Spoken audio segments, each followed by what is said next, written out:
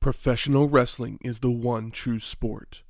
Other sports have their share of intense, dramatic moments, but nothing can compare with professional wrestling.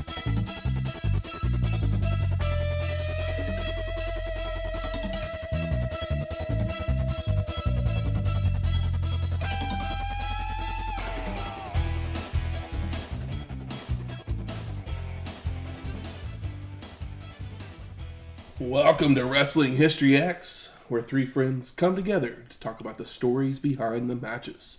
I'm Matt. I'm the Booker Man. And I respect you, Booker Man. Welcome to episode 189, SuperBrawl VI. The Brawl for the belt. Didn't even have to practice that. Yeah. Good job, guys. We're synced up to the moon. That's right. And professional wrestling at this point. All eyes on us, damn it. This was the sixth Super Brawl produced by WCW. It would take place on February 11th, 1996, from the Bayfront Arena in St. Petersburg, Florida, with an attendance of 7,200 people. 72. Hey, we're finally out of January 21st/22nd. It feels like we had like 3 shows on those dates. But yeah, we're up to February 11th, and we're popping a Rego WCW house. Nothing crazy. Not your typical Hogan numbers. Or maybe it is. I mean, it's basically where we've been chilling. WCW is. I guess when Hogan first arrived, they had a little bit more, but They got a little bit of a pop, but yeah. Then they realized that it's just the same show each time. Same match, different. We are on the precipice of like wrestling starting to explode and become bigger than it ever has been. But right now, both companies are. Neither of them are killing it. No, they're monetarily from a business standpoint. A lot of them are just throwing shit to see what sticks. They're like us. We're just waiting for those new stars. That's right. But we are in St. Petersburg, Florida. Indeed we are. So Shane, what deliciousness did you bring us this week? Well, here we are, St. Petersburg, Florida. I had to remember to type in Florida each time that I was trying to find foods and beverages popular in the St. Petersburg area. Could have got some Russian stuff. It kept wanting to bring me Russian stuff, and some of the stuff sounded pretty tasty, but it's just not the right venue. So on my little search, I was looking around for, popular foods. What's something that you must eat when you're in St. Petersburg? And I stumbled across a place called Oak and Stone. It's a pizza place. Apparently they offer 15 custom craft pizzas that include everything from the classic, topped with sauce and cheese, and basil, to all the way, topped with sauce, sausage, pepperoni, mushrooms, onions, black olives, mozzarella, and Parmesan. Another one of their popular ones, they've got a good play on the classic pepperoni with crispy and diced pepperoni on it. Something different, they have a mac and cheese pizza, which is mac and cheese, beer cheese covered crust, topped with cavatappi pasta, bacon, caramelized onion, and a cheddar cheese blend. I went for one that sounded like it would be similar, minus the caramelized onions, because they didn't have it as an option. I mean, there's no beer cheese on this either. No beer cheese. This one is from a place here in Oklahoma City called Up Down OKC. It is a barcade, I guess you could say. Video games and I've been there. And whatnot. This is their bacon mac and cheese pizza with a cheddar cheese sauce, mac and cheese, bacon, mozzarella, and cheddar cheese on it's kind of a basic crust. I'm assuming thin but not floppy. Yeah. No. It's not the floppy New York slice, but it is a large slice. Yes. It's a 18-inch pizza. I'm assuming it would be a little better getting it there than having it delivered, because it lost a little bit of luster on the drive. I mean, it's not terrible. It's not my favorite, but I think the toppings the toppings are good. Yeah. Yeah, it's kind of lacking in the sauce thing because a little dry. I mean, mac and cheese pizzas aren't I mean, your cheese is your sauce, basically. There's no Yeah. real sauce to it, which also doesn't help because the Crust is just pretty soaks it dry. up. Yeah, why don't they just use like an Alfredo or something? That would make sense. Would. But then we're also ordering from a barcade. Barcade, yeah. Yes. I've been there before, and I've had like a couple of slices. I don't remember what I had, but they were fine. But it was like, oh, I'm gonna eat something and drink these beers, and then here's my suggestion for that place. If you go with if you're there with 4 people, just go straight to the NBA Jam machine because you probably forgot how good that game actually is.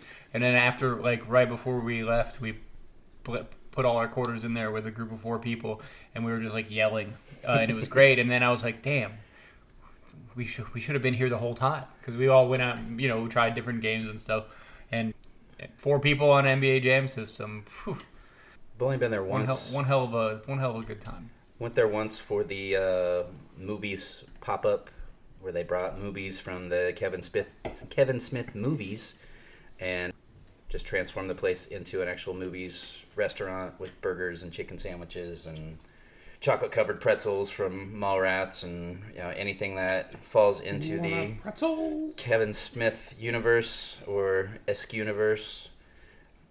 Yeah, they had it available there. So I got to play a few games, eat a cow tipper, eat a cock smoker, and some onion rings Those are names of sandwiches, guys. Yes. Clerks too, mostly. Yep. I wonder what they'll bring out with Clerks 3 comes out. Yeah, I haven't watched the actual preview for it yet, but I saw just different advertisements of spend $50 and have a question and answer with Kevin Smith. And Yeah, he's up in Tulsa. Yeah. He's just like touring the movie. Yeah. Yeah, I don't know if I'd spend $50 to go see Clerks 3. I don't know. Maybe. I didn't love the second one. I spent over $50 to go eat at the pop-up restaurant. Oh so. yeah, well, you got my money. Yeah, this. I feel like I'm owed a visit with Kevin Smith after paying the $50 for the movies experience. I remember you guys saying that it was a little. It was a little lacking. Yeah. They could have at least had them in like movies costumes or something, but Did it come in like a fun Happy Meal style box or something? it came in a bag. Oh yeah. Yeah, it wasn't really that. Yeah. It was fine. Let's It just was say, not fine. I don't usually say things are just like, I'm disappointed in things, but I was very disappointed in it. Yes. Yeah, you normally don't throw the shade unless it's deserved. Yeah. If you're gonna have this touring pop-up thing, at least make it worthwhile and don't make it just a basic burger that you're not getting your $24 worth out of, Damn. or however much they were. Close to that, it felt like. That's crazy. But yeah, this pizza, it's good. I think it hits the spot if you're It's bar pizza food. if you're drinking beers, this is exactly what you want. A little drier on the crust to help soak up some of that alcohol so you can drink a little more. I think this would also be something that's good at like 1 o'clock in the morning, just because your taste buds are already kind of leveled out by then and you just want something that's going to be cheesy and bacony and have a little bit of flavor to it. Got carbo load. Yes. Well, something that would happen right around the same time as SuperBrawl VI, a trio of albums would be released. Oh yeah? Tupac's All Eyes on Me, Nice. Oh, lies on me. Fuji's The Score, and Gin Blossom's Congratulations, I'm Sorry. Ready or Not? Oh shit. Fuck. What's the chorus for the really good Jim Blossom song? Oh, drive around this town. Yeah. There you go. Till the cops Hey, chase us Jealousy. around. Yeah, what a good song. God damn, what a good song. That is a great song. I like that song so much that I should probably know the whole album. But They did Runaway Train also, right? no, that's No? Soul No. Asylum. That's Soul Asylum? Yeah, Okay. That one has a really My upsetting bad. music video where it's just like a bunch of like photos of like missing children for like 4 minutes. It's a real bummer. But the Gin Blossom song is a fun time.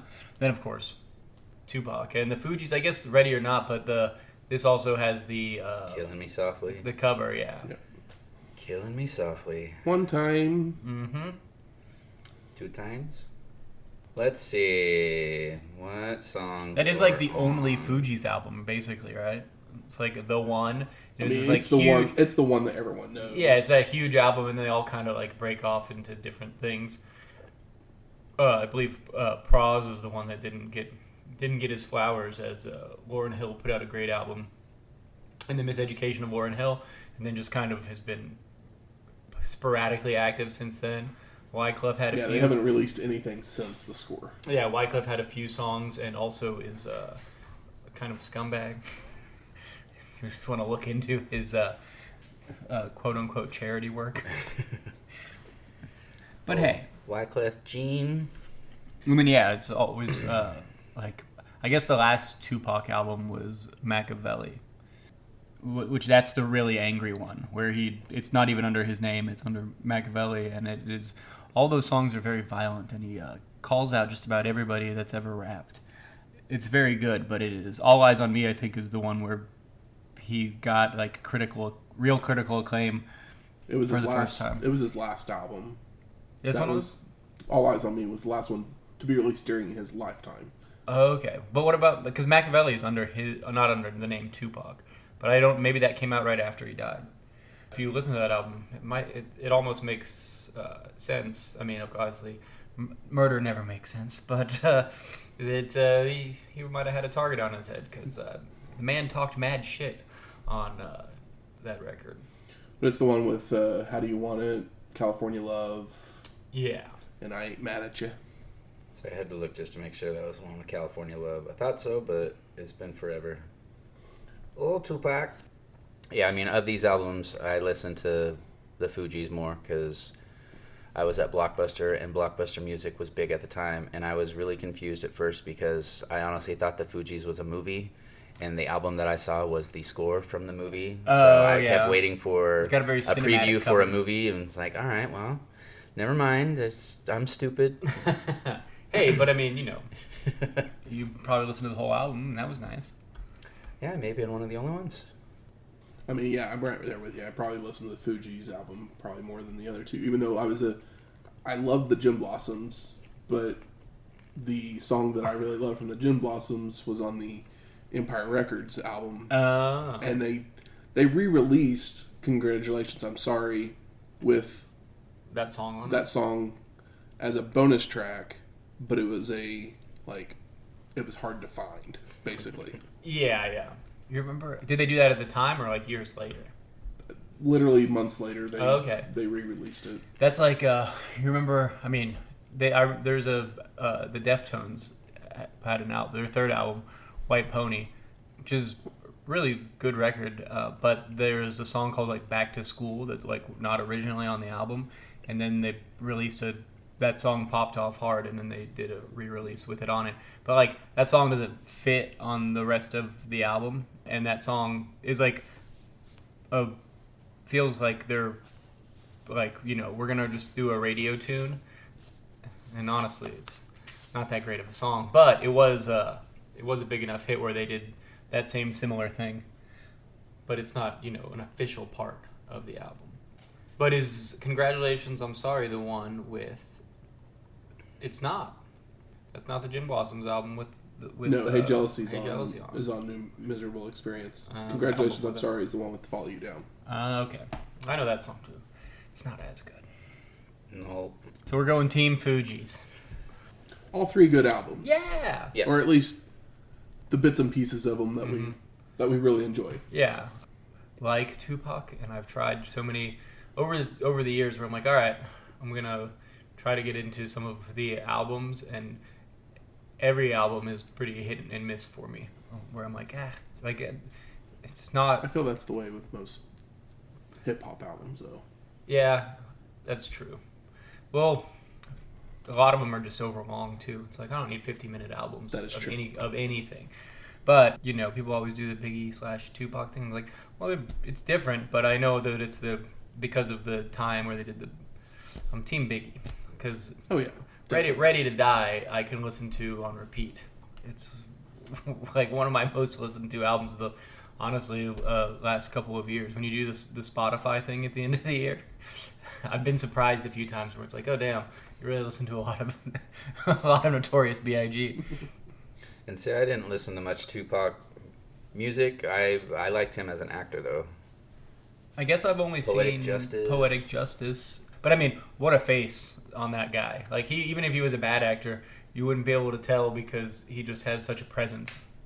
He was part of Digital Underground in the movie Nothing But Trouble. That's true. Mm-hmm. I did not realize that. Yeah, just for a second. But, when they do the little court scene. Yeah, when they do the little court scene, he's in there. Yep. Juice was good. Guess he did a guest appearance on A Different World. Above the Rim was good. I still have never seen Juice, which is pretty wild. Crazy. I haven't seen Lots Belly of potential. either. Could have been an Oscar winner. Who knows? Well, let's talk some wrestling. Let's do it. We get narration telling us about the matches on the show Cage match. before Tony Schiavone welcomes us. And he's joined by Bobby the Brain Heenan and Dusty Rhodes for commentary. And they preview the matches for us as well. Another cage match. Before we go to our first match. Can I have one question? It said One Man Gang former champ versus Konnan. Did One Man Gang, they put a belt on him for a second? Like on TV? He was the U.S. heavyweight He champion. beat old after he Kensuke Sasaki. Oh, yeah, okay, yeah, the U.S. heavyweight. When I said former champion, I was thinking heavyweight. I'm like, that makes absolutely no sense at all. Nope. But, yeah, he did beat Kensuke Sasaki. What a bummer. He got one of those I'm a friend of Hogan passes and I laid down give for me the U.S. belt. Yeah, I laid down for Hogan in '89 or whatever. So we go to our first match. Public Enemy of Rocco Rock and Johnny Grunge Yay. versus the Nasty Boys of Brian Knobbs and Jerry Sags Yay. in a Falls Count Anywhere street fight match. Don't forget the souvenir stand. Can we get a hot dog cart?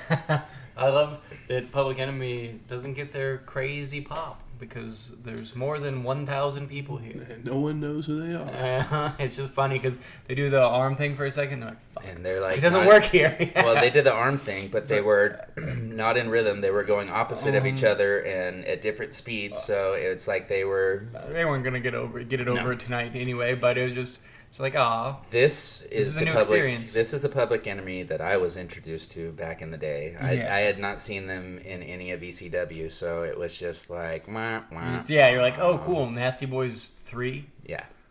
Like I've seen enough of tag teams like this. So we haven't seen the Nasty Boys since World War III, episode 173. Well, it's been kind of nice. So these two teams had met at Clash of the Champions 32, where the match ended in a double disqualification. So they are fighting till there's a winner this time. That's what Tony tells us. Who could it be now? So everyone starts brawling. Surprised, right?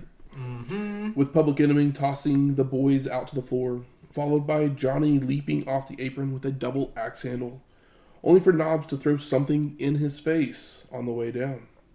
Brian sends Grunge into a ring post. Posted. While Rocco has gone to grab a table, only to be met in the aisle by Sags with a chair. Johnny tries to come help his partner, but Jerry smashes him with the chair as well. Sags then turns his attention back towards Rock, but this allows Grunge to grab the chair and use it on Jerry. Now Knobbs has finally joined them in the aisleway, while Johnny and Sags hit clotheslines on each other for a double KO. Rocco sets Brian against the table before heading up to the apron, but Knobbs recovers to press slam Rock through that table for a 2 count. Oh my god. No. Someone had to do it. Jerry grabs a trash can, using the lid on Grunge, while Knobbs smashes Rock with part of the broken table. Sags and Johnny head back into the ring, where Jerry pile drives Grunge onto the trash can for a near fall, while Rocco and Brian brawl their way to a fake concession stand set up next to the entrance.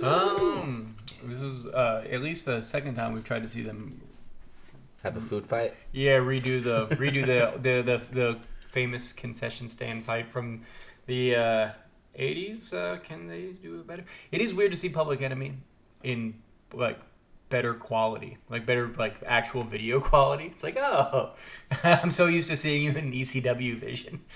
This isn't that much higher because it's still like, you know, like television in the mid-90s. Yeah, and then like mid-90s. So like this isn't HD or whatever, but it's still noticeably different.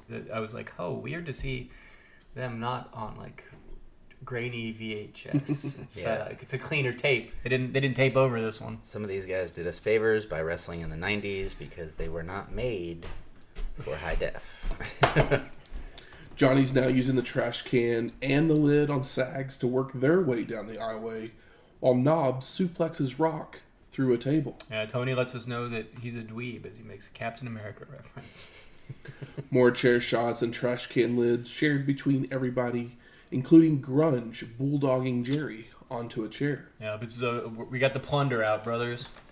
Sags then suplexes a table onto Rocco, but Rock recovers to bulldog Jerry onto the concrete. Public Enemy then sets up a table, placing Bryan onto it, with Rocco climbing into the stands to dive off with a drive-by. It looks real scary because they're just on concrete, just in a corner of the ring. I mean, if there's no eagle's nest, you either find one or you make one. Yeah, you make your own eagle's nest. They got enough garbage to make a nest. Rocco jumps off, but Knobs moves, sending Rock through the table. Uh-oh. Bryan then smashes Rocco over the head with a chunk of that table, making a cover for the pin and the win. Post-match, the brawling continues for a moment when the Nasty Boys head to the ring to celebrate. Welcome to WCW, boys. I had the thought, I was like, is this the most like junk we've seen on WCW JCP? Or was like the Harlem Heat one also like this kind of egregious? The Harlem Heat I think this was one probably had the more sloppy, like, dangerous Yeah. spots since they were bulldogging. Like, But Yeah, Harlem jumping Heat on the one was concrete. more cringy because they were on Slippery- concrete, slippery sliding on and mustard. sliding and it all was just over the it was just a true mistake. Not to say that this wasn't, but I was just thinking, it was like first match on the show, fucking Jim Crockett Jr. would be just rolling in his grave if he was dead at this point.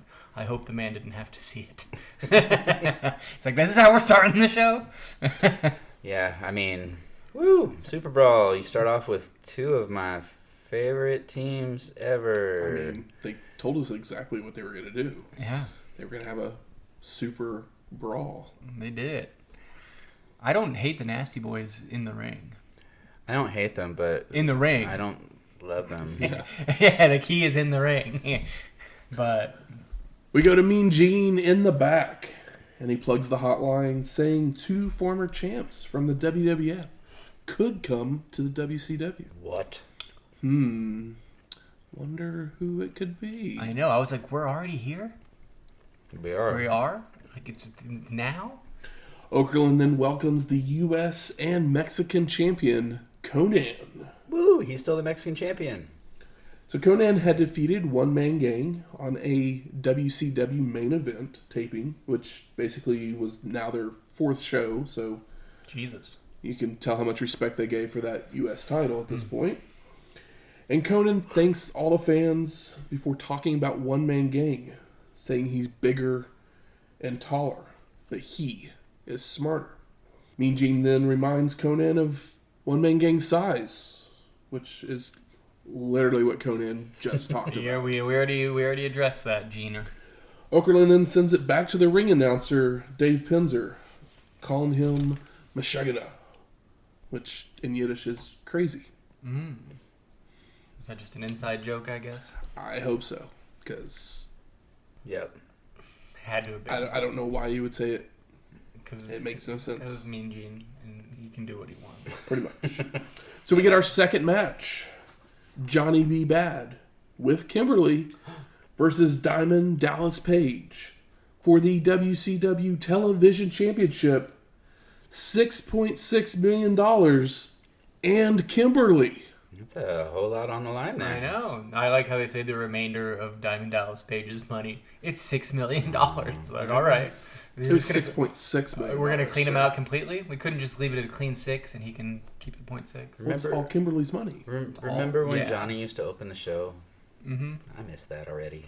I mean, we can almost just assume the last one didn't happen. I've already forgotten it. And don't you love to see a happy Diamond doll? Yes. Always. Such energy. It looks like she's having a good time. Getting her pre-Nitro Girls dance moves. Absolutely. So the champion comes out first. Foreshadowing. And there is a large novelty check written out to CA $H, while DDP brings roses. Is that like out. Kesha's dad? Yeah, right. When it's not even like a good looking fake check. It's just a giant blue piece of like paper, and then they just like wrote cash on it, and just maybe the worst looking large check I've ever seen. It's very funny. All those billions. You know where they're not going. Into the details. Yeah. DDP then brings roses out to give to his ex-lady, but she refuses them. Aww. And Johnny attacks while this is happening, where they brawl around ringside with Paige being sent into a guardrail.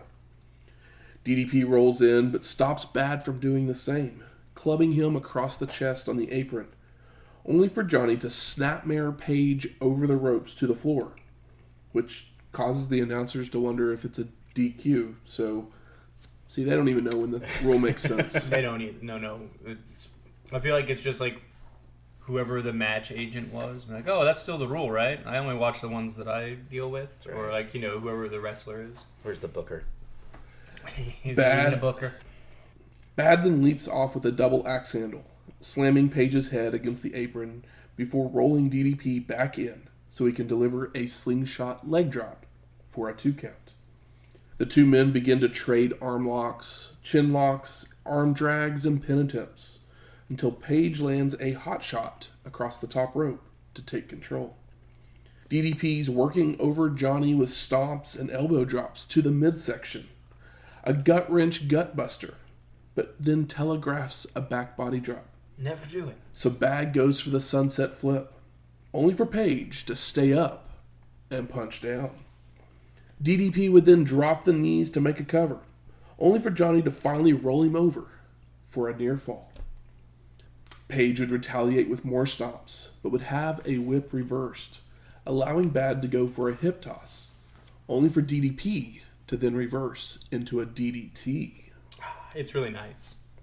Now, every time Paige hits a big move, he asks Kimberly to rate them. And this time, she grabs a sign that says a big fat 0. Oh, snap. Just like what your bank account's going to be after this match. Damn right. Diamond. DDP is arguing with her, and she swings her 0 sign at him, knocking him backwards, falling over Johnny, allowing him to roll up Paige for a 2 count. DDP starts choking to regain his advantage, wearing down Bad with a chin lock with leverage. But Johnny fires up to escape, rolling up Paige with like a midsection head scissors type move for a near fall. DDP stays on top of Bad for multiple pin attempts to keep Johnny down, but the ref starts admonishing Paige. So he and the ref begin to argue, allowing Bad to recover with a shot to the gut, make it to his feet to lay it in with punches. Johnny then hits a top rope double axe handle that gets a 10 from Kimberly, Damn right. followed up by an elbow to the midsection, and goes up top again to deliver a sunset flip for a 2 count, It's pretty. It's so pretty. before nailing a sit-out powerbomb for a near fall. I mean, his sunset off the top is kind of his bread and butter, right? Yep. It always looks great. DDP then rolls out to the apron and drops Bad's throat across the ropes to slow the momentum, but misses a charge into the quarter, allowing Johnny to roll him up for a 2 count. Bad then charges into an elbow in the corner, which allows Paige to hit a pancake, kind of like a tombstone spine buster. Like he has him up in the tombstone spot, but just Drops him on his back. drops yeah. him on his... I never know what to call that. I feel like I've seen a lot of it like recently, and I'm like, there's got to be a name for that. Like a reverse styles clash, only not really. Yeah, I almost call it a waste of time because it doesn't even look all that great. Yeah. But that gets a near fall before DDP locks on a sleeper. But Johnny escapes with a jawbreaker and puts a sleeper on as well. You take some of your own medicine. Climbing on the back, but Paige drives them into the corner to break it up. DDP goes for another pancake, but Bad reverses into a tombstone piledriver for the pin and the win. So during the match, Heenan kept joking about Kimberly taking the money and running. But it would be Johnny that would do so, as the next time we see him, he will be up north. Go on, take the money and run. Oh. So is this our final time seeing Johnny in It is. WCW? I couldn't remember if he ever made a return or not. He ends up losing the belt to someone on a TV show. Saturday night, I believe. Yeah. That we won't watch. He does the thing, and he's like, this money's all for Kimberly. He's just the biggest baby face here. The funny part about it is the reason he left was because he did not like being in a storyline where a woman was a prize.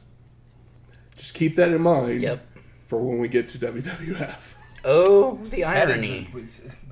What a nice man, I guess. That's like, I guess. I mean, I know it'd be super old. It'd be super, like, regressive now, but that's like 50% of every like high profile thing in like 80s wrestling. And then here it's like 96 is like, yeah, well, probably shouldn't do it as the prize, but like it doesn't seem to be like in super poor taste here. It's not like one night with the Precious or something like that. It's like, gain her managerial services. Yeah, okay, exactly. Yeah, exactly. And she's like, And he gave her the chance to be a free woman. And she's happy, and he like gives her the like money. It's like not, I don't know. This doesn't feel like dubious like some of those old Jim Crockett angles that we have covered in the past. But it's sad to see Johnny leave. He's been our, kind of our solid hand for for a lot of these shows in the last few years. And this was not the best Johnny B. Bad basically show opening match, but it wasn't a bad one. And it was a little long, but it had a purpose. And it wasn't the show opener. It was in our hearts. Although, I mean, Rocco really went through that table, so I feel bad being that dismissive. So we go to the back. Mean Gene's there with Harlem Heat. And still no Sherry, as she had tried to marry Colonel Parker at Clash of the Champions 32, only for Medusa to interrupt, saying she was having an affair with the Colonel. Oh my God. I mean, I guess it's a step up from arguing over fucking Kevin Sullivan, so maybe. I thought it was Greg the Hammer Valentine. Was it Greg the Hammer? Yeah. That's right, it was Greg the Hammer. Valentine. Sullivan mean, just happened to be on the show, I think, when it happened. Body styles. Yeah. Although... Fugly guy, weird hair, body like a potato, robe. If they were fighting over Kevin Sullivan, then I'm like, Kevin Sullivan's over here going, I'm married to a woman who's better looking than... Storyline. She's busy right now. I mean, either way, like, they're all three pretty ladies, but yeah, I mean, he probably had the best deal best shoot deal outside of kayfabe. Okerlund says that Harlem Heat's match is for all the marbles, with Stevie accusing Luger of grand larceny and saying Sting is guilty by association. Booker calls them sissified suckers and glitter boys, and they refuse to leave without their belts. Mean Gene reminds them that if they win, they have to face the Road Warriors later in the evening, with Booker T saying it's 1996. Not 76. And he probably meant 86. And we're taking the tag division into the future. We then go to Tony, Dusty, and Bobby, who talk about the Stinger and Lex, saying they had defeated the Road Warriors this past weekend because of Luger's cheating behind Sting's back once again. Uh-oh. and the Stinger had threatened to leave the team if Lex didn't change his ways. You better change your evil ways, baby. So that leads us into our third match. Harlem Heat of Stevie Ray and Booker T versus Sting and Lex Luger for the WCW World Tag Team Championships. Harlem Heat's got some flames on their entrance, and then Sting and Lex get some fireworks. So, we're giving them some equal treatment here. Who could, it doesn't feel like they're pointing in any one direction with the entrances. Plus, I love that Lex wasn't ready for the fireworks, and he jumps and then just shrugs it off and smiles. And It's like, that was the most charming thing you've done. I actually had to rewind that part because I couldn't tell if he saw something or if he was actually startled by the fireworks. Yeah, he probably just didn't know they were coming out, but it was maybe some of the most charming Lex work I've seen in a while. So Booker and the Stinger trade holds to begin before Lex trades strikes with Booker T until Luger runs into a big boot, allowing Harlem Heat to hit a double team back elbow, sending him out to the floor to regroup.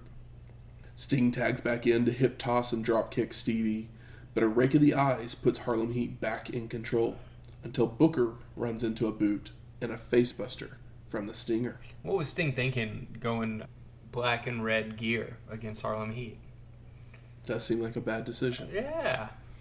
Because if they face the Road Warriors later, black and red as well. Black and red as well. I know. It's like the man that normally wears neon. It's like pinks and greens, or even every color, but black and red is just like, Sting, this is not the time for that. This is the wrong show for that. Foreshadowing. I mean, you never know. Lex with several boots, knee to the gut, back suplex for a 2 count. He goes for a leaping elbow drop, only for Booker T to avoid and drop Luger with a side slam. Booker then goes for an elbow drop, but that is missed, only to recover with a spinaroonie and a leg lariat. Stevie Ray hits multiple body slams and chokes on Lex, followed by Booker T pulling him throat first onto the top rope, before Stevie hits a leg drop. Luger's clothesline down for a near fall by Stevie Ray, but Booker then charges into a big boot, allowing Lex to charge out with the clothesline, only for Stevie to stop a tag attempt. Stevie Ray then delivers a power bomb for a 2 count, before going to a nerve hole. Yeah, buddy. Someone's got to do it. Followed by Booker T coming in with an axe kick. Luger's trying to make his way to the corner, so Booker smacks Sting, which brings him in, allowing Harlem Heat to use the distraction to work over Lex in their corner. Again, Luger tries to fire up and make the tag, but Stevie has come into the ring to distract the ref again. But the Stinger just doesn't care and goes after Harlem Heat anyways. Sting hits a Stinger splash on Booker T, goes for a whip, only to be reversed right to where Stevie Ray is holding the ropes down. So Sting stumbles over the ropes to the floor. Booker T then heads out to brawl with the Stinger, with the ref following out after them, even though both the legal men are inside the ring.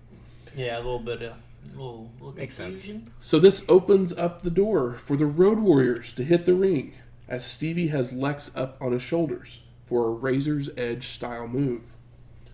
Animal nails Stevie Ray with the lead plate, causing them to fall down, with Luger on top for the pin and the win.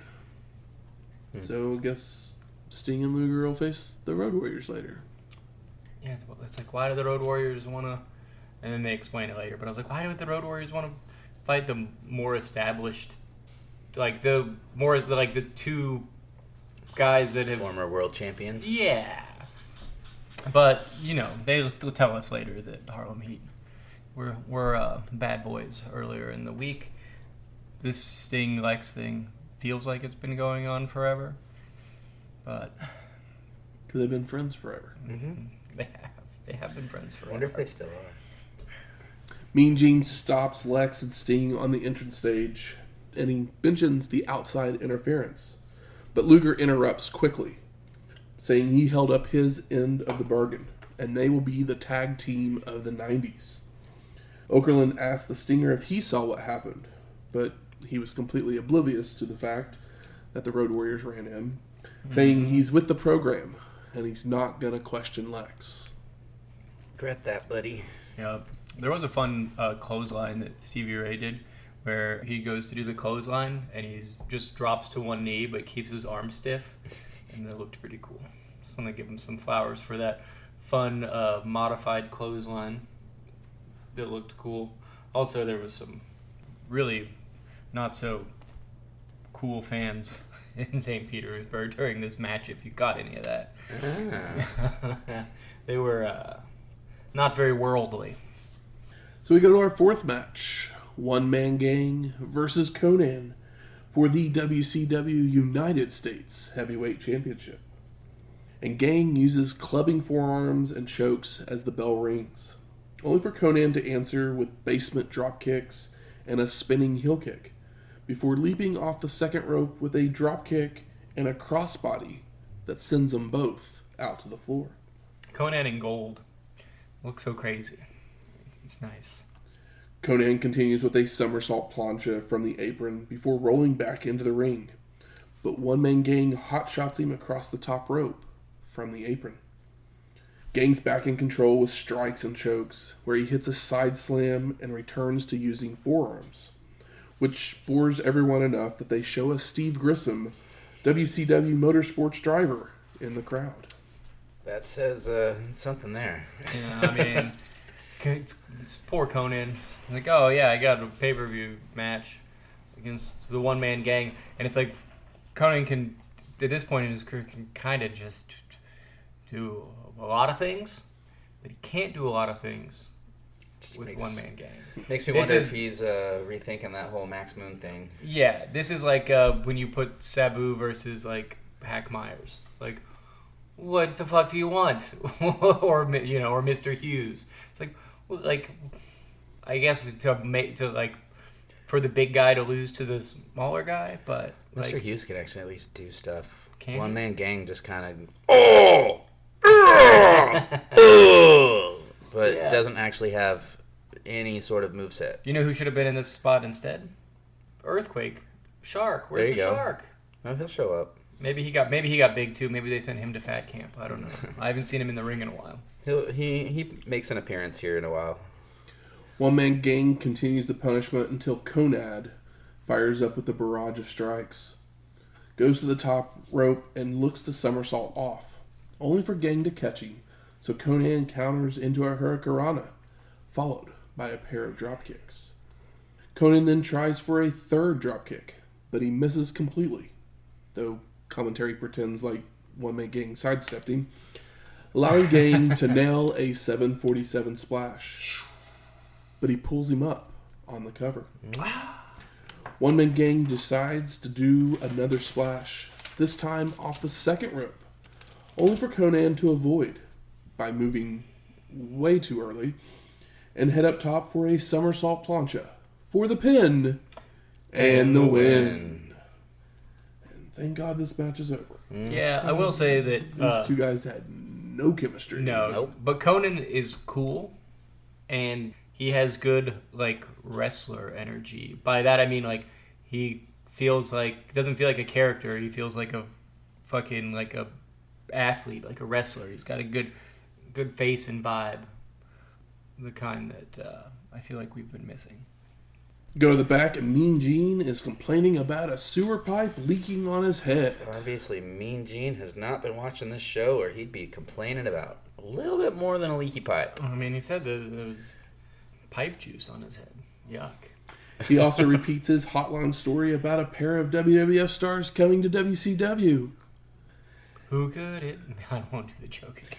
Okerlund then welcomes in the Road Warriors, who haven't had a match together as a tag team since SummerSlam 92, It's crazy. I know. You remember? episode 74, Almost 4 years. Wow. which was also Animal's last official match. What was the show where they brought both of them back, but one was just like on the outside? It was a WCW. It's like a Clash of Champions or something like Yeah, that. it was Animal, very it was weird. supposed to be versus Animal, and everyone's like, "Oh, all right, cool." And then it's like at the last second, they're like, "Just kidding. It's actually Hawk you're facing." Yeah. He's too high for life, guys.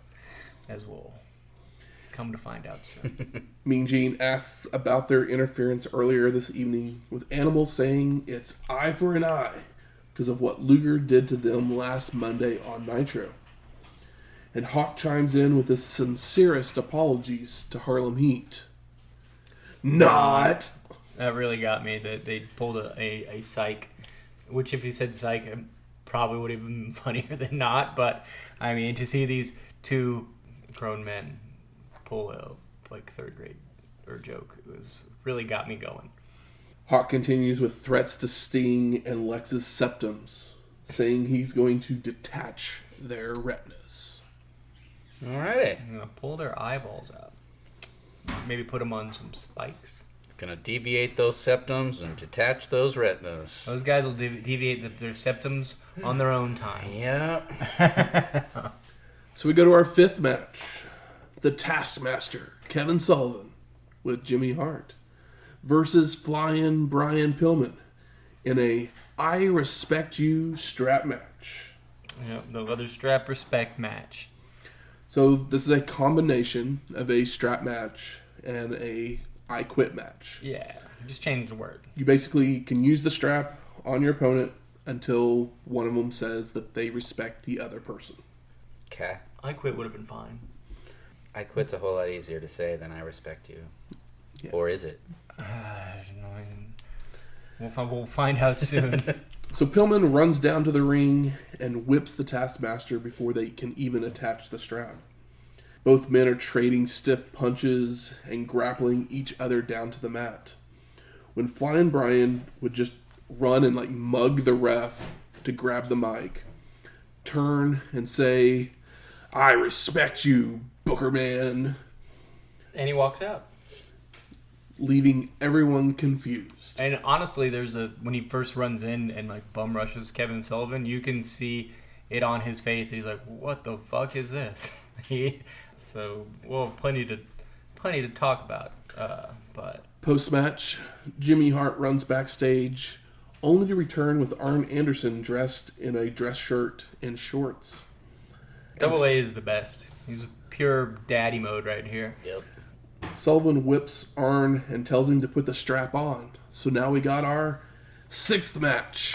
The Taskmaster Kevin Sullivan with Jimmy Hart versus the Enforcer Arn Anderson in a I Respect You strap match. And it's worth watching this just to see the train wreck of it all. But Arn Anderson looks so pissed. Yep. So pissed off that however you end up feeling about this, it is moderately exciting for reasons that aren't necessarily in-ring action. So Double A reluctantly puts the strap on, but once he does, he goes to town on the Taskmaster, whipping Sullivan before hog-tying him. Taskmaster finally breaks free and pulls the strap, causing Arn to crotch himself before using the strap to whip. Sullivan continues to use the strap, but the Enforcer retaliates to take the Taskmaster down, dropping a knee to the gut. Double A continues by hanging Sullivan over the ropes with the strap. You gotta do the spot. All with the ref sticking the mic in the Taskmaster's face. Sullivan then pulls Arn down to the floor, where they take turns running each other into the ring post. Posted. Back in the ring, Anderson climbs to the top, but the Taskmaster yanks him off. All of a sudden, Ric Flair comes running out with Jimmy Hart. Jimmy's a busy dude. He jumps in the ring and tells them to stop this fighting, that this proves nothing. Yeah, come on, man. Let's get a handle on it. The Nature Boy continues by saying they have to band together to stop Hogan. I gotta kick Macho on Hogan's ass. United they stand, divided they fall, before promising to leave the building with the title and Miss Elizabeth. And the Enforcer agrees and shakes Sullivan's hand before saying he will get into bed with the devil to defeat the Hulkster and Savage. So the official announcement on this match was a no contest. Yeah, everyone's obviously pissed. Ric Flair's takes a while to get where he's going because he grabs the mic and he's like, I have no idea what angle Yeah.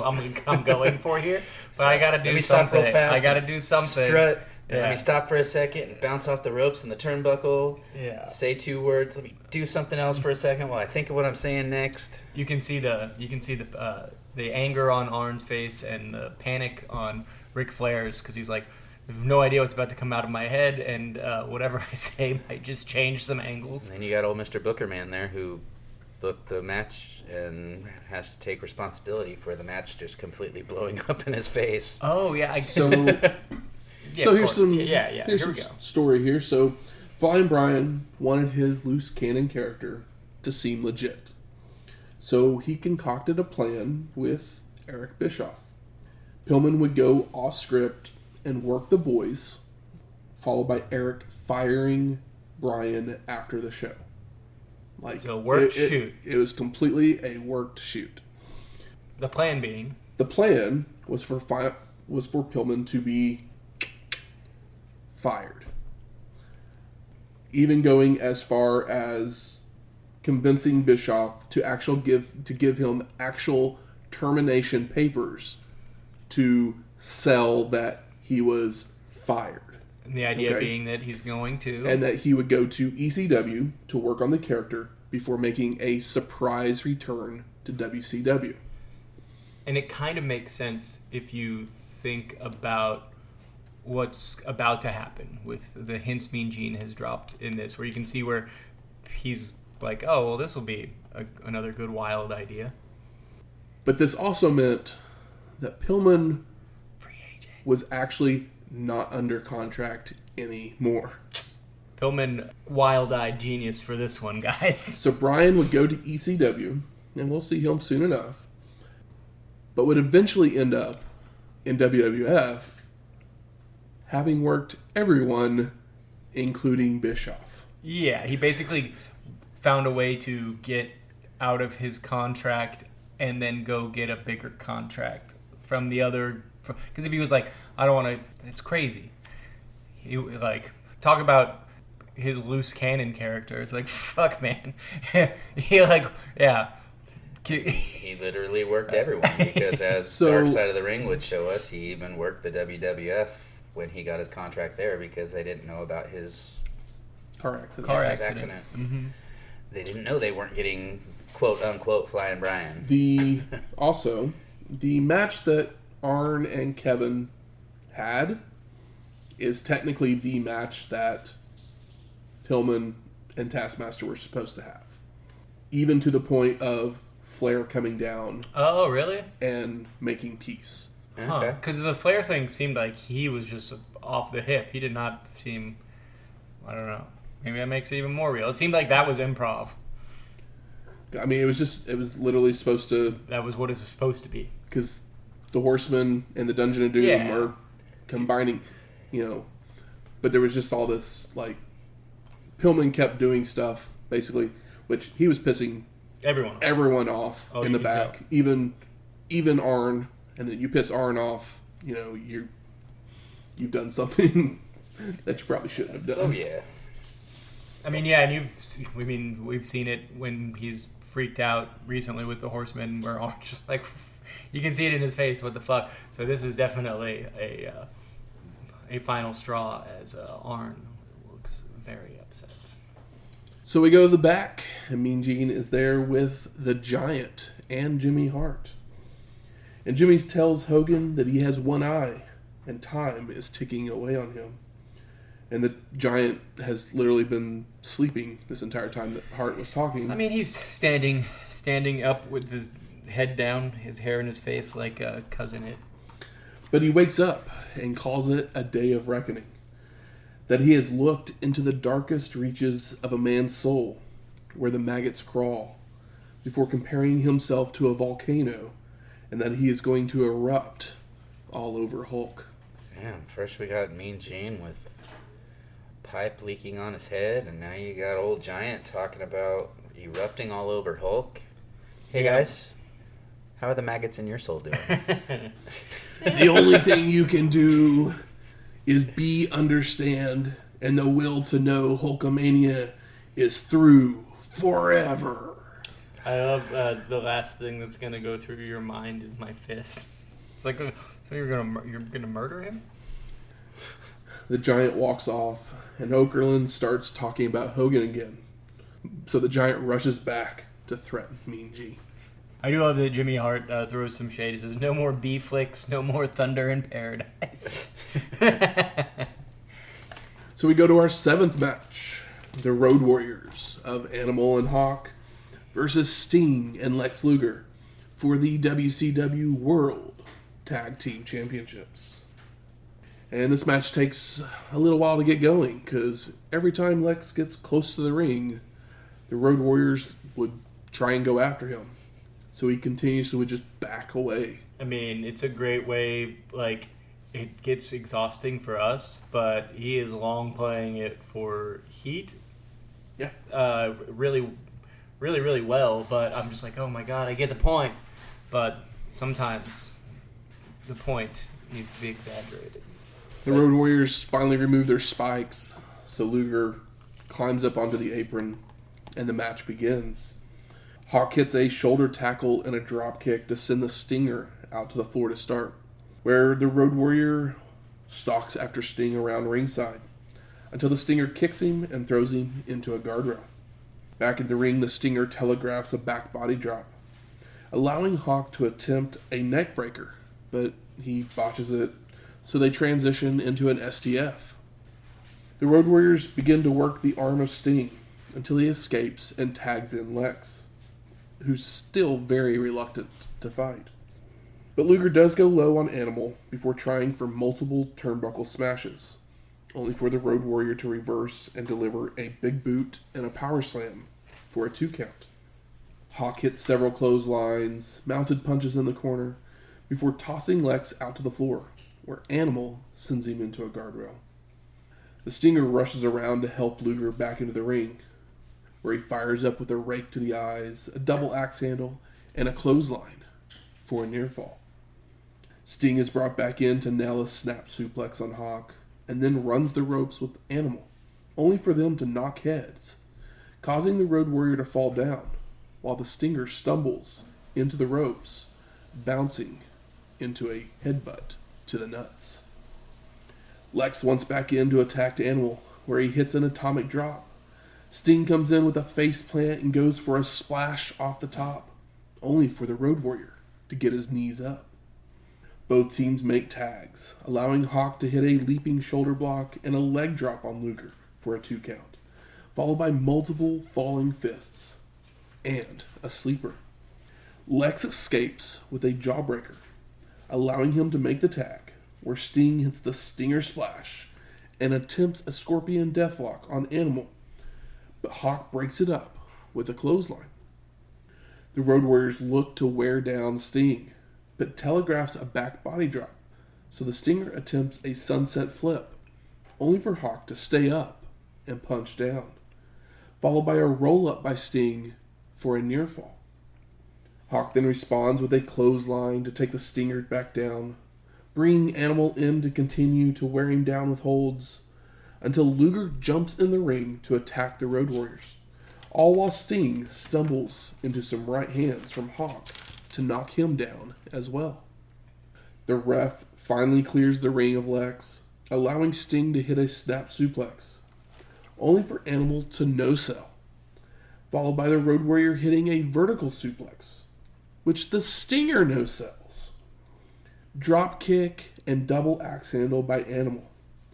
Hawk comes in with a double team back elbow. Luger jumps in the ring, only to be taken to the floor, followed by Sting being tossed to the floor as well. The Road Warriors climb out of the ring to start brawling all around ringside when the ref makes the 10 count for the double countout. But they just keep brawling their way down the aisle. Ugh. It's a fucked up mess. Yep. I mean, I'm so glad we had a match that took us to this match so we could have no finish, nothing really happen. True, like 1-2 punch Of nothing. Of bullshit. It was definitely something. Maybe Yeah. Pillman was supposed to be involved in this one too. Hawk in maybe the worst shape we've seen as far as ring work goes. I mean, he's still is a large man. But I'm just saying, like, I don't know if there was a spot he didn't fuck up. Right. And we've seen him, like, fuck up before, but this was maybe more egregious. I think the only good thing here was that Lex did a good job of getting heat, but then this match did nothing for nobody. Yeah, like Lex did a good job getting heat, but To what end? Yeah. he either got heat or he put people to sleep in the process because he just drug things out so much. It probably wouldn't have been so bad if we had the Road Warriors of 86 as... 76. I mean, come on. 76, they were like 12. I don't know. It probably would have been more exciting then, too. See Lex Luger just powerbomb children. Well, I mean, they would have been 12. He would have been like 16, probably. Oh, I guess, so. yeah. No, he probably would have been younger.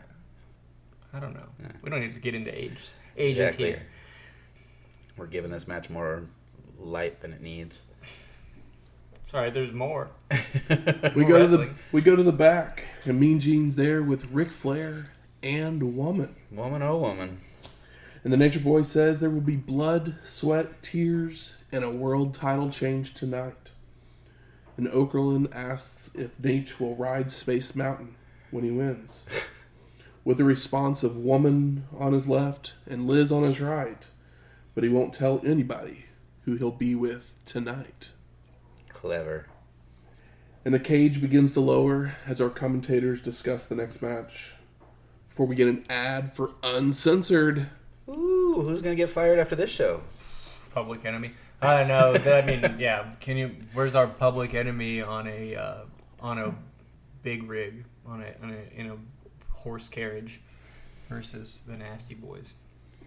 We go back to Mean Gene, who's now with Miss Elizabeth, asking for her thoughts. But Macho interrupts, yelling, "Stop the music!" Even though there was no music playing. And Savage continues by saying the Mega Powers are together again, and tells Flair to expect the unexpected. Are we moving into the Big Brother house? I wish. Because it will be a complete mental insanity. Back to the commentators, where Heenan has his back to the camera, where they give their final thoughts on the next match. And already, Bobby is just conveying my feelings on camera. If I could sit with my back to the TV and watch this show, it would be so much better. Maybe the worst Macho promo too. Yeah.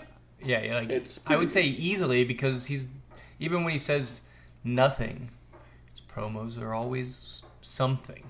This was his least good promo, and this show's kind of the least good for a lot of different people. Maybe he called the hotline and he found out who's coming over, possibly from WWF. man, So it's- he's worried about former champions coming and taking the spot of former champions. His mind's all scrambled. So we go to our 8th match. The Nature Boy, Ric Flair, with Woman versus Macho Man Randy Savage with Miss Elizabeth in a cage match for the WCW World Heavyweight Championship. And this show has the balls to do 2 cage matches back to back. It's not even Hell in a Cell. It's I mean, it is sure hell. feels like hell. Yeah. But we've got somebody special here. Michael Buffer does the introductions, and let's get ready to woo! Before Nate gets in the ring, he gives Liz a chance to kiss a real man, only for Macho to take the mic yelling, "Oh no!" Flair finally enters the ring, where the two men start brawling while the ref clumsily locks the door, with the Nature Boy finally getting the advantage. Rolling knee drop from Nate, throws Savage into the cage, followed by Flair just decking the ref.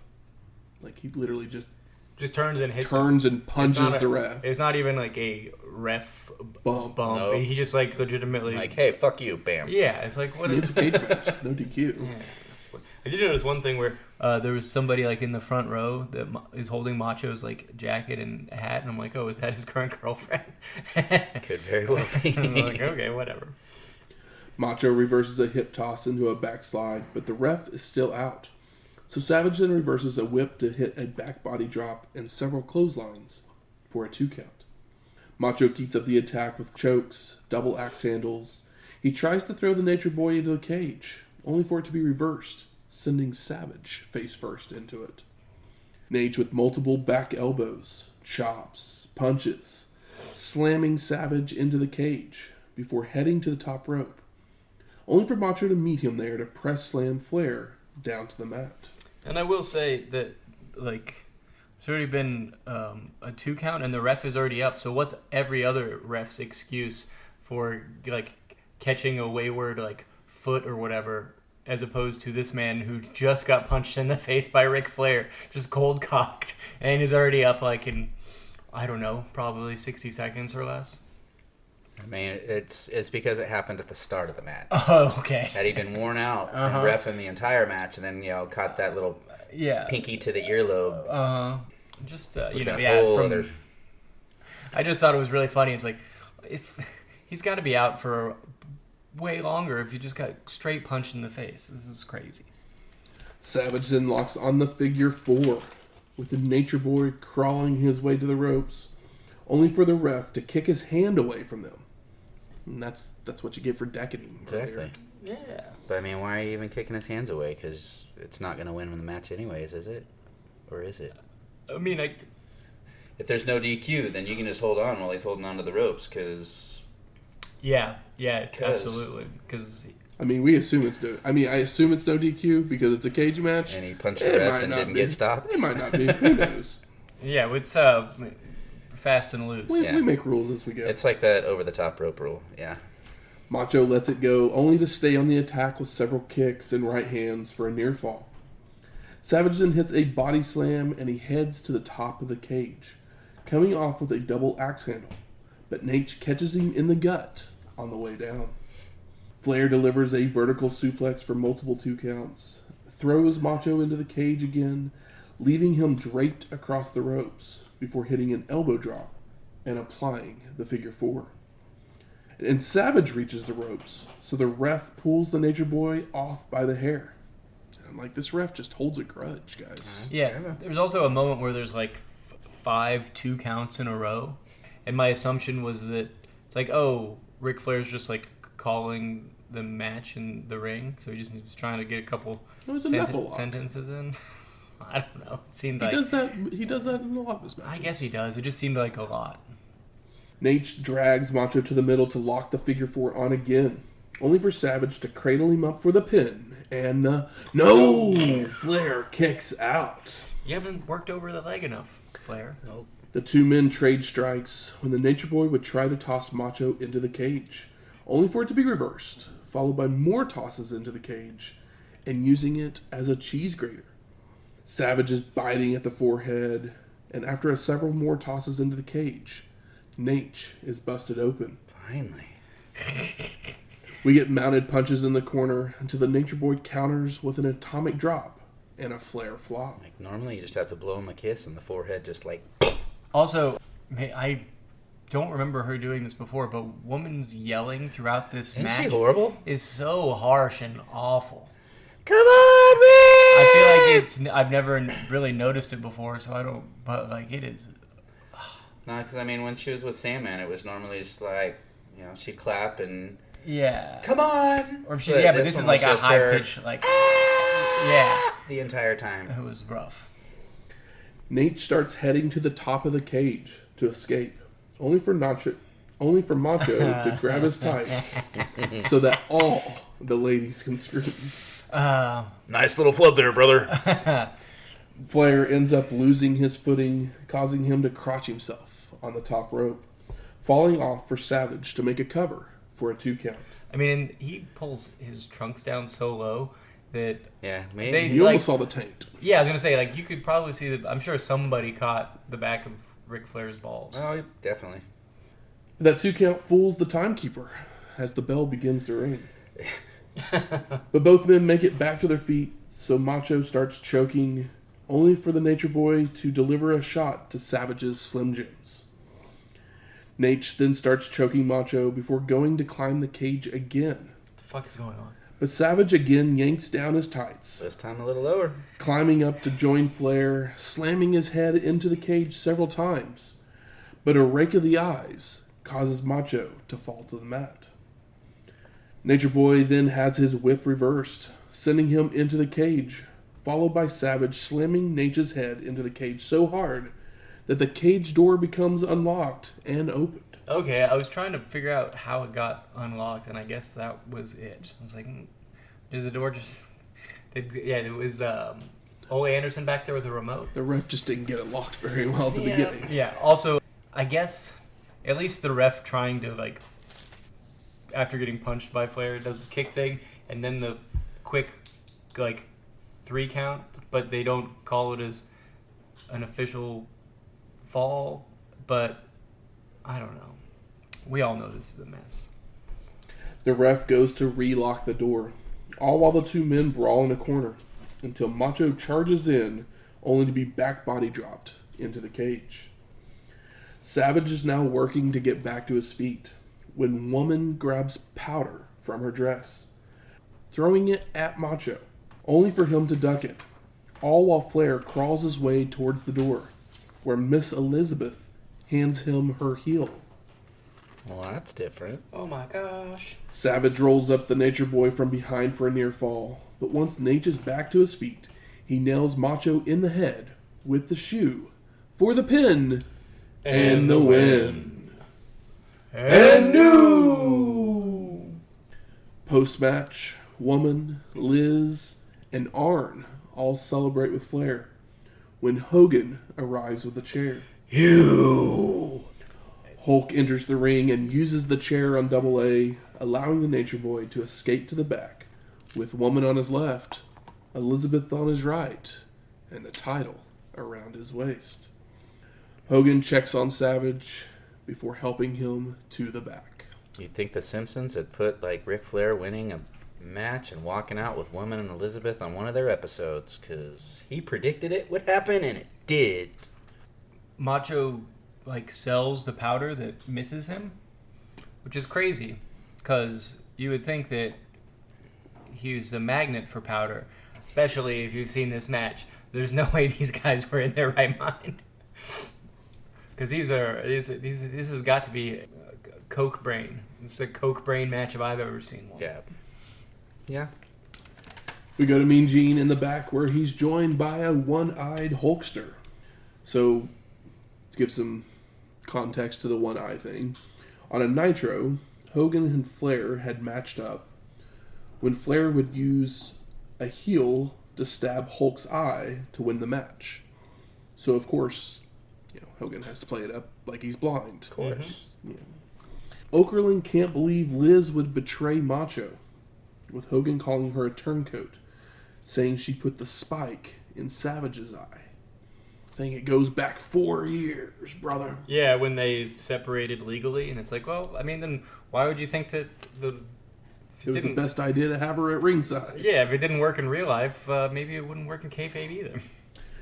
Mean Gene then asks about Hulk's match with the Giant, and Hogan responds by that the match is unsanctioned, and the only way to survive is to escape the cage. So it's because, Hogan. So we go to our 9th match. The Giant, with Jimmy Hart and the Taskmaster Kevin Sullivan versus Hulk Hogan in an unsanctioned cage match. Oh, brother. And Buffer does the introductions again. So let's get ready to watch the dynamic dominator of the Dungeon of Doom. That was something that Buffer said. Oh, the dynamic dominator. And it makes him sound cool. Yeah, and as was said earlier, the only thing you can do is be understand, and the will to know Hulkamania is through forever. It's about to happen. Be to understand. I'm going to get that tattooed over my ass crack. So the Hulkster throws his shirt at the Giant before delivering eye rakes, punches, and chokes to control. before biting him and ramming the Giant into the cage. Hogan isn't able to lift the Giant on a body slam, which allows the big man to attack the back of Hulk with clubbing forearms.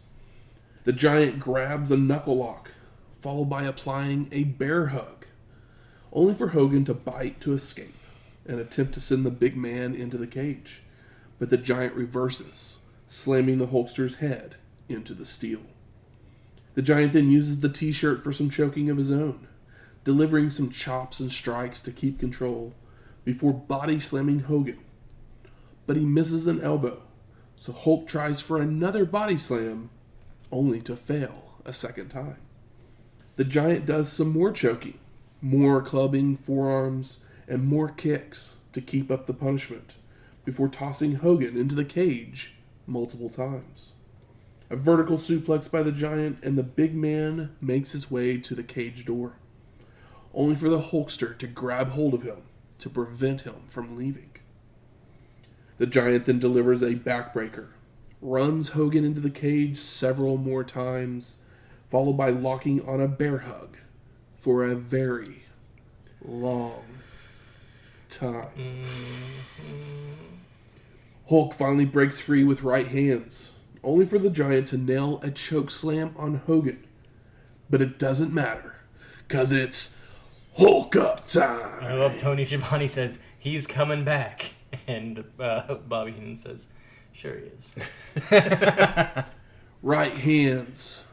Runs the Giant into the cage multiple times, biting the forehead, big boot, body slam, followed by 3 leg drops before Hogan begins to climb the cage. Serious business when you get more than one leg drop.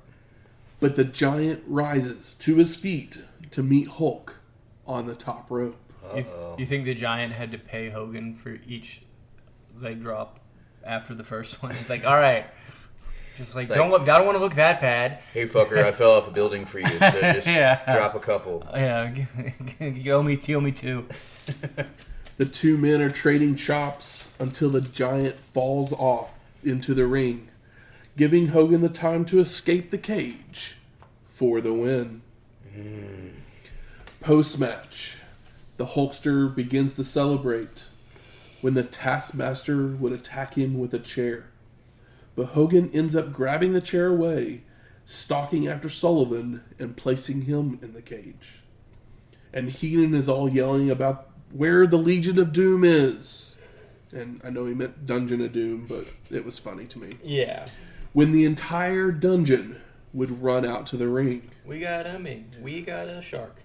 Hulk fights off Ming, Warlord, Barbarian, Hugh Morris, the Shark, Taskmaster, One Man Gang, Zodiac, and the Giant. But wait! With chair shots before running them all into the cage walls. Oh, I forgot about this 1, part. 2, 3, 4, 5, 6, 7, 8. That's Hulk versus 8. Just saying. Yeah, 8 large men. Then But he's beaten for years. the and Loch years. Ness Monster makes his way to the ring, where he tries to enter, but the dungeon hold him back because Hogan still has the chair. I mean, he just beat up 8 of them. What's one more? But it's most likely just because he couldn't fit inside. He couldn't fit in the cage door. Yep. Hogan then must pose as Tony talks about Nitro and says his goodbyes before we go to credits. Cue the music. So I ask you, gentlemen, what are your overall thoughts on Super Brawl 6? Take it away. Can I say something? You can say anything you want. You can say whatever you like. This stinks. The winner was Hogan. The losers were all of us. Mm-hmm. Or everybody else.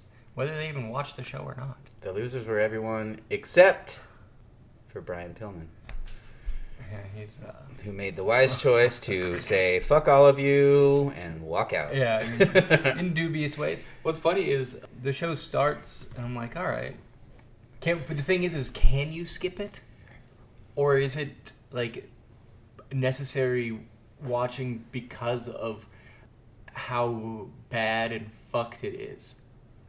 It's not just, like, regular bad, right? It's like boo-boo. Like, there's everything. The best match on the show is Johnny B. Bad and Diamond Dallas Page. Yes. And we've seen that match a bunch of times. That's not even their best match that they've had. No, it's but it is definitely their worst match. And it's still like it's a fine, like solid wrestling match. It's it would be it's just way too long. Yeah, it's too long, and we've seen them do too many better stuff. And it also feels like that. It feels like that their feud was already over. Yep. This kind of just feels like okay. Well, I guess we'll run it back. We don't got anything else for these guys to do. And I'm going to use the old saying. Let's hear it. I'm not mad. I'm just disappointed. Yeah. To describe the show, because there is a lot of wasted potential in that the show could have been so much more, but like literally every match just fails in the execution of it. Some of it is, I guess, is the second best match, Heat and Sting Lex. I don't even. I mean, know it might be Flair Savage, and that was wildly disappointing for me.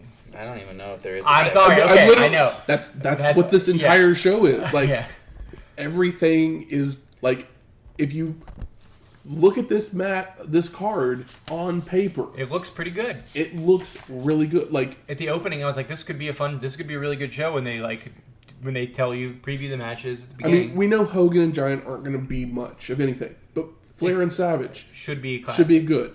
Sting and Lex against Harlem Heat in one match and against the Road Warriors in another. You should have at least solid matches. I mean, maybe a surprise. The surprise was Animal was still high. I mean, Hawk. I'm sorry. Hawk was still high after all these. That doesn't surprise me. I know, but just like. Even going back to Public Enemy and Nasty Boys, we know what we're going to get. Actually, probably out of every match, that match is probably what delivered exactly what I was expecting. That's true. Mm-hmm. It did it because, like we said, the Johnny and Diamond Dallas Page match, we've seen it a bunch, and it's like, oh, well, maybe this will be their best one. It's like, well, no, it was their least interesting one because they've ran that program is over. Mm-hmm. You just added a large check to see if you could juice it, which was anymore. A badly done prop. Yeah, and he'll get the Diamond Doll back. It's like not Diamond Doll. Yeah, Diamond Doll. I was thinking Baby Doll. It doesn't matter. Baby Doll's lucky that she wasn't here for this. I wish I hadn't done. Yep. Yeah. This. It's like. I'm trying to figure out, is it skippable? I think it is skippable, but it's one of those where it's like you should watch it to know what not to do when you're putting on a pay-per-view and you expect people to tune in and watch and pay money and all that stuff. This is what you don't want to do. You don't want to give us the same predictable nonsense bullshit stuff. It's like promising us a dumpster fire, but then we sit there and keep waiting for the matches to light so somebody can get the blaze going. And the matches just keep going out, one after the other, after the other, after the other. And like you said, Johnny B. Bad. A dumpster fire that didn't catch fire. Didn't catch fire. That's a really brutal. It's true, but that's a really fun way to put it. Johnny B. Bad, the match with him and Dallas was the best of the night, and it was probably the worst of their series. And then the next best match for me, I think, was Brian Pillman, just because of the fact that he came in. Freaky. Turned everything upside down and then just walked away.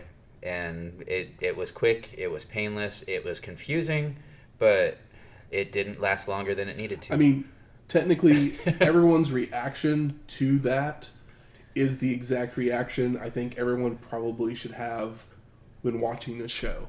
Yeah. It's just like, what? That just happened? I mean, could we say that if you watch anything on the show, you should just YouTube that clip? Just because it's about 3 minutes long or something. Yep.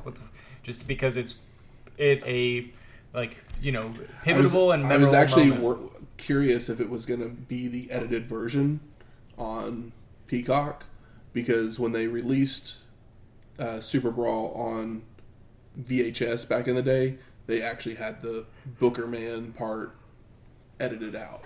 I guess that makes sense for the time. Because, back then, kayfabe and everything didn't want people knowing. Yeah, can you imagine how fucking pissed? If Arn Anderson was pissed, can you imagine how pissed off Kevin Sullivan was? Because he comes in there and, legitimately, punches the man. And he's like, what the fuck? You just threw a live round.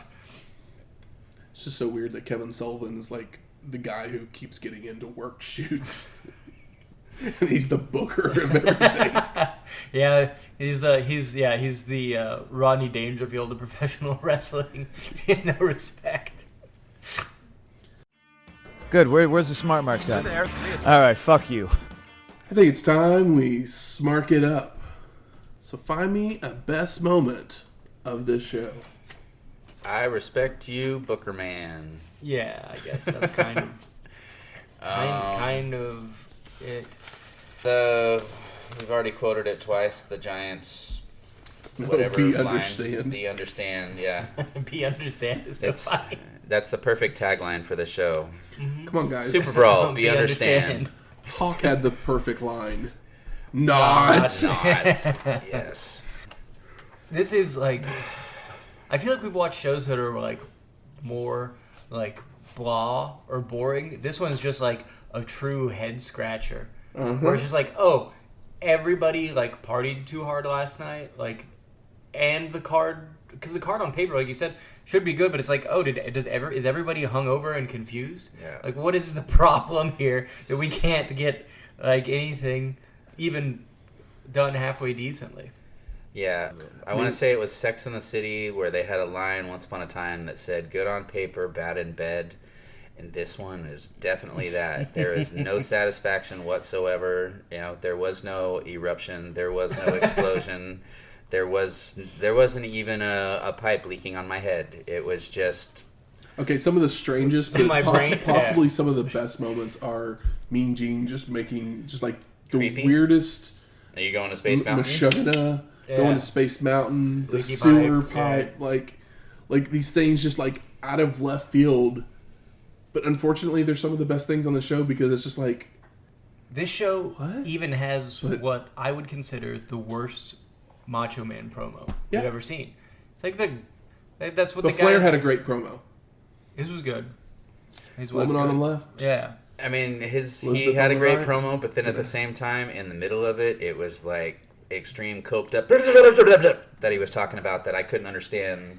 I had to rewatch it 3 or 4 times because it was all just all at once. He ended it strong though. He made the landing. I mean, we're all just kind of stone face flabbergasted. How about most disappointing? The show. I would say every match after the second one. The first one, it's it's kind of what I expected. It didn't last too long. That's fine. I mean, I kind of mentioned it while I was talking about the match, but literally Hulk fights off the entire Dungeon of Doom. And then there's a new guy named the Loch Ness Monster who is not... Where's the Yeti? He's just a big fat guy. Where's the Yeti? He's no longer the Yeti. Yeah. But it's just if literally after this, if we see the Dungeon of Doom in any kind of match with Hulk Hogan... Does anyone think that Hulk Hogan's not going to win?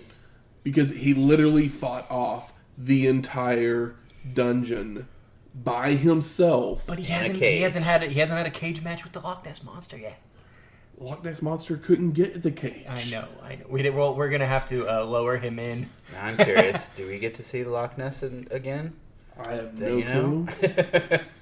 I truly hope not.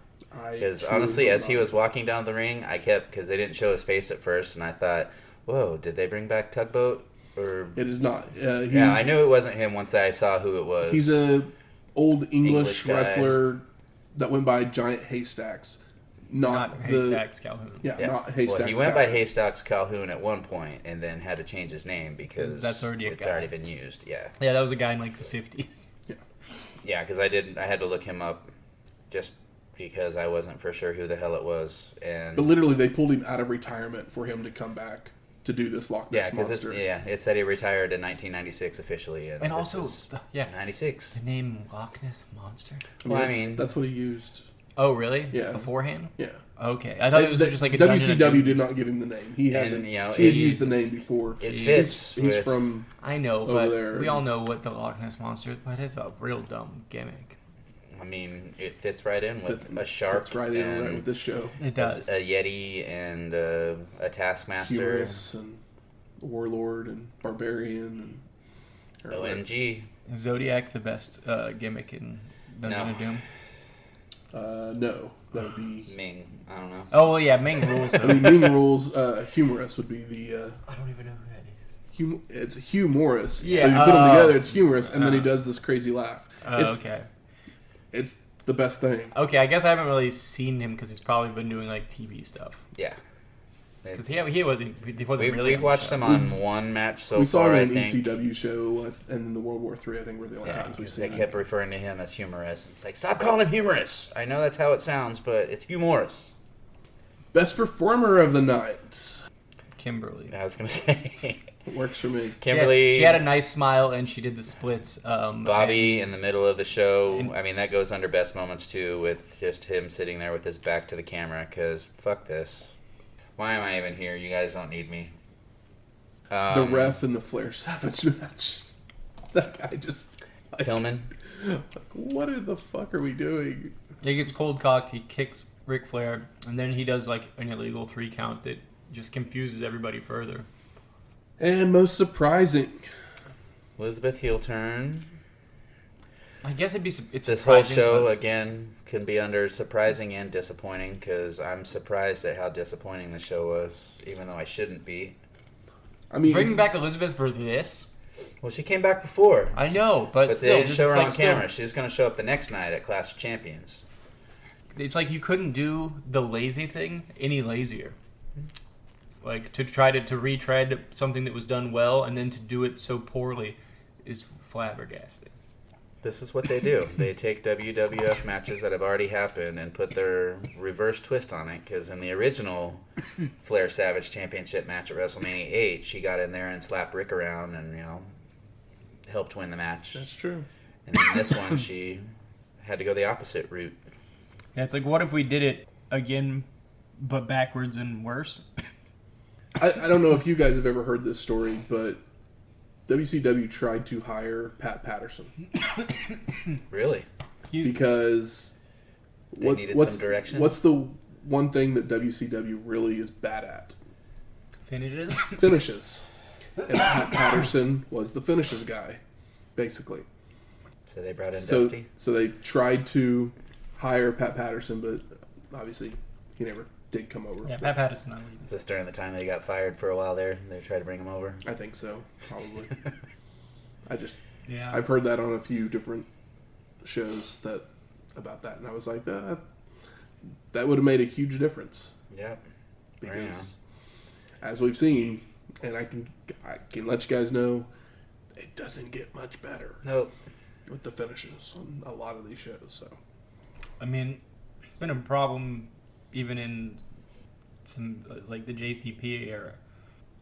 because if you think about it, a lot of these WCW rivalries, feuds, and stuff, they actually have like an interesting story, somewhat interesting story that goes with them. They're typically like typical, straightforward for the most part, like classic wrestling angles. And then they just screw up the finish of how they should, end the feud and Or like raise interest. yeah. It's just flubbed all the way down, and down it is. Ugh, 6 thumbs down. Making their way to the ring. It's trivia time. Yay! I'm actually excited for trivia. So this week the category is what's in a name. It's just a name, a name, a name, a name. What's in a name? So 5 points for a correct answer. You'll buzz in. 3 points if we go to multiple choice. Okay. So the name this week is William Dannenhauer Jr. William Dannenhauer Jr. William Dannenhauer Jr.? William. Yeah, I don't know. Any guesses? I don't have any guesses. Okay. There's no way this is one of those ones that's like obvious or something. All right, multiple choice. Maybe Yeah. multiple choice. We'll buzz in, brother. All right, your choices are Bill Irwin, Dave Sullivan, Hack Myers, Jimmy Garvin. I'm gonna go with C. Hack Myers. That is incorrect. All right. It just jumped out to me because I have no clue. So we have Bill Irwin. Who else? Dave Sullivan, Hack Myers, Jimmy Garvin. Jimmy Garvin. Bill Irwin, Dave Sullivan, I can answer. William Dannenhauer Jr. I mean, Bill Irwin sounds like it could be, but it almost sounds too easy. I don't know if Dave Sullivan is actually Dave Sullivan or if that's just a stage name. Garvin, I don't know if that's actually his name or not, but he doesn't look like a William. Maybe that's just it exactly. Dave Sullivan is correct. Hey! Nice pull. So, Good Kevin pull. Dannenhausen, is that his name? Or are they actually not brothers? No, they are not brothers Okay. at all. Dislike them equally, so I thought maybe there was a chance. Yeah. But good to know. I thought you might get that one since you brought us the Nebraska No, Sports because Hall of Fame thing. it said Dave Sullivan. It didn't say Dannenhausen. Okay. Because nobody would know who the hell William Dannenhausen Jr. is if they put I that. mean, it might still be on his profile thing, right? Because still, I don't think he's changed his name. Oh. Next week, Cyber Slam 1996. Insert the dial-up sound. Yes. You've got mail. Yeah. Open up that cow box and plug in your gateway. Because we're going to the internet. Woo. Music from this week's show is Urgent Memory. Was our opening theme. It's a cool name for a song. Yeah, it's a cool name for a song, but it's even funnier that that's the song title for this show. Yeah, it sounds like... There is nothing I urgently want to remember about this fucking show other than Brian Pillman. It sounds like the name of a fucking Rush song. I respect you, Booker Man. And Hogan won our main event, so we play American Made Cue the by music. Jimmy Hart. American made, American made, American made. If you like this episode or any of our other ones, and when I say that, I mean us talking about it, not Yes. the actual show, Yeah. please go out there and rate and review us on iTunes, Stitcher, Google Play, or wherever you find your podcasts at. Do as Michael says. 5 stars and no stars. If you have any questions, comments, concerns, Recipes, food ideas, drink ideas. If you have any positive thoughts about this specific broadcast of Super Brawl, let me know what you actually liked about it and why, because I'm kind of curious. If you have any like loose pills that will erase this from our mind, get in our email. Help me be to understand. I know one pill, man, that's loose. Oh. But you can send us those to our email at wrestlinghistoryx@gmail.com or find us on Twitter at WrestlingHistoX. That's Wrestling HISTOX. We'll talk to you next week. Be to understand. Fuck you, Terry.